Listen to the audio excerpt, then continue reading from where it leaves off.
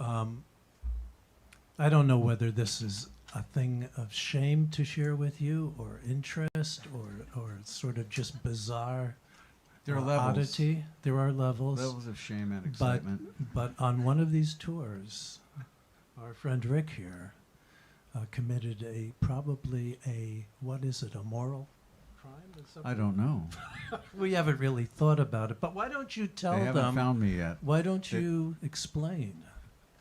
Well, one of the instruments I play is the comb, which is as a little kid I played comb with with waxed paper, and you'd sing into it like a kazoo. And if you've ever done this, wax paper doesn't last very long. It eventually becomes soggy and fatigues and falls apart. And the other alternative was cellophane. Later in life, in my 20s, I was in a recording studio, and 1-inch recording tape became the go-to substance. It was waterproof and fairly supple and vibrated well. And then we were in Turkey, and we were there's a beautiful famous place in Istanbul called Sultanahmet, the Blue Mosque. And when you enter a mosque, you take off your shoes, and at the entrance to the Blue Mosque is there's a shelf that you can put your shoes on, or you can take a bag and put your shoes in the bag, so if you feel like somebody might steal your shoes. I don't know how many shoes are stolen at the mosque, probably not many. And so I picked up this bag to put my shoes in it, and I felt this plastic, and I really got off on it. And I thought, this is the shit for playing the comb. I'm gonna keep this bag. And then I thought, well, this one's had shoes in it, so I'm gonna take an extra one. So I stole a bag from a mosque. A shoe bag. A shoe bag. And I didn't throw any shoes at anybody, which is a great insult. But I did steal a bag, and I've still used that for my comb plastic, because it's the best. It's this really thin, crinkly plastic, sort of like the stuff that fresh produce bags are made of, but thinner. And it's the best comb plastic. So it's sacred Blue Mosque comb plastic, and it gets used to play this song. And the song is Istanbul, and which is written by an Irish guy. I found this out when I learned the song. It's written by a guy named Jimmy Kennedy. If you look this up, Jimmy Kennedy also wrote the lyrics to Teddy Bear's Picnic and Red Sails in the Sunset. He was a very prolific guy who wrote a whole. He was the most published author of famous songs out of the British Isles before Lennon and McCartney came and took the title. Yeah, I didn't even know. There's a lot of stuff by Jimmy Kennedy out there. And anyway, it was popularized in 1951 by a Canadian group from Toronto that had originally called themselves the Otno-Rots, which was Toronto spelled backwards, and it's not a very appealing name. And they changed their name to the Four Lads and did Istanbul, and it became a #1 hit, and the band became famous. And I learned it off of 78 by the Four Lads. And I just do my own spin on the song. This is E, right? E minor. Featuring stolen comb plastic from the mosque. Eventually, wait for it.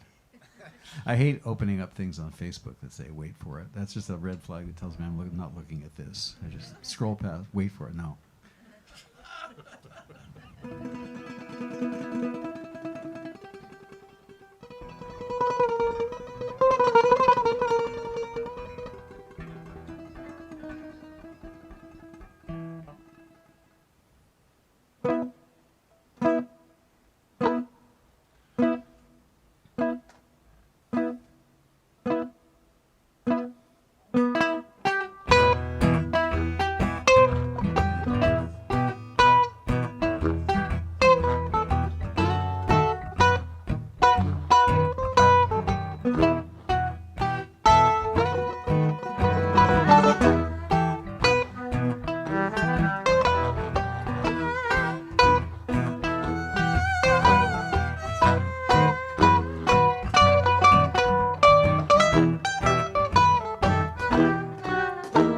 Istanbul was Constantinople, now it's Istanbul. Not Constantinople, been a long time gone.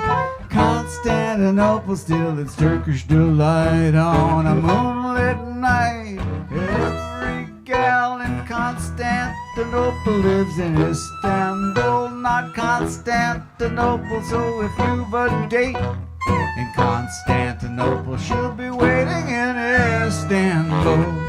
Even old New York was once New Amsterdam. Why they changed it, I can't say. People just liked it better that way. Take me back to Constantinople. Now you can't go back to Constantinople, 'cause it's Istanbul, not Constantinople. Why did Constantinople get the works? That's nobody's business but the Turks.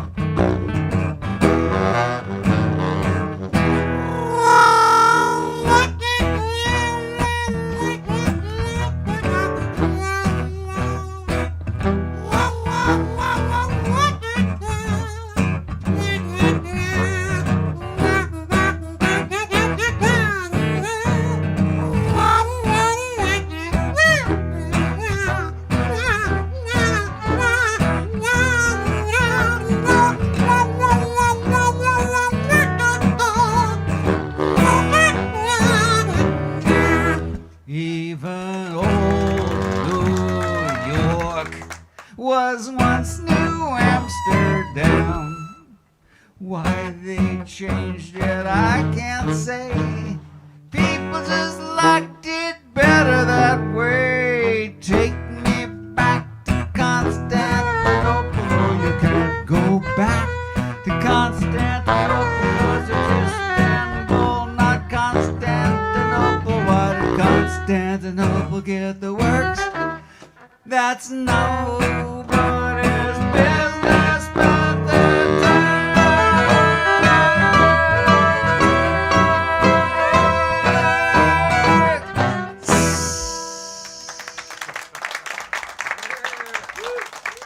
The one and only Rick Van Krugel. Sacred comb plastic and all. We're going to take a short break, if that's okay with everyone, and we will be right back with more postmodern retrofusion, Afro-American hokum, you. jazz, and blues. Thank you.